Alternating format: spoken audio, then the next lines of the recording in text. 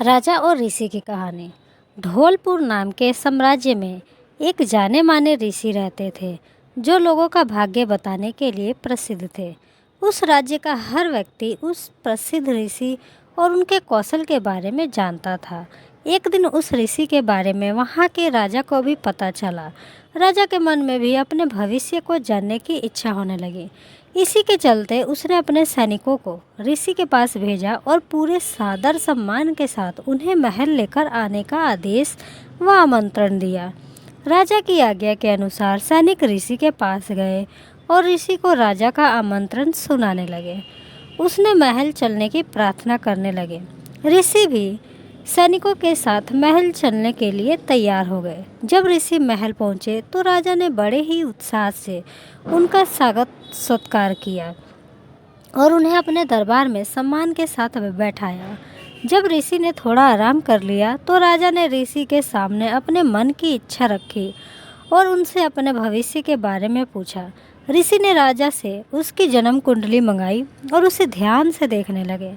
कुछ देर तक राजा की कुंडली देखने के बाद प्रसिद्ध ऋषि ने राजा को बताया कि भविष्य में उनका भाग्य आशीर्वाद से भरा हुआ है और जीवन में सब कुछ अच्छा ही होगा। इस तरह ऋषि ने राजा के भाग्य के बारे में अच्छी अच्छी बातें राजा को बताई। राजा खुद से जुड़ी अच्छी भविष्यवाणी सुनकर बहुत प्रसन्न हुआ। उसने खुश होकर ऋषि को सोने और चांदी का उपहार दिया। इसके बाद राजा ने ऋषि से अपने भविष्य से जुड़े दुर्भाग्य के बारे में पूछा।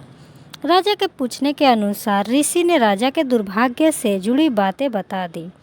उन्हें सुनकर राजा बहुत क्रोधित हो गया और वह गुस्से में ऋषि पर चिल्लाने लगा और धमकाते हुए कहा कि इतनी बेतुकी बातें करने की आपकी हिम्मत भी कैसे हुई। राजा ने गुस्सा होते हुए अपनी तलवार निकाल ली और ऋषि की तरफ इशारा करते हुए कहा कि अब मुझे मेरी मृत्यु का समय बताओ।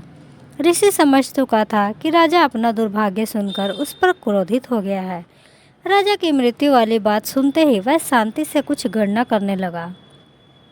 इसके बाद शांत स्वर में कहा, मेरी गणना और कौशल के अनुसार आपकी मृत्यु मेरी मृत्यु के ठीक 1 घंटे बाद होगी। राजा ऋषि की यह बात सुनकर हैरान हो गया। अब उसे अपनी गलती का एहसास होने लगा। उसने तुरंत अपनी तलवार नीचे रखी और ऋषि के साथ किए गए अपने दुर्व्यवहार के लिए उनसे माफ़ी मांगी। बाद में राजा ने ऋषि को ढेर सारा धन दिया और उन्हें वापस कुटिया में आदर व सम्मान के साथ भेज दिया।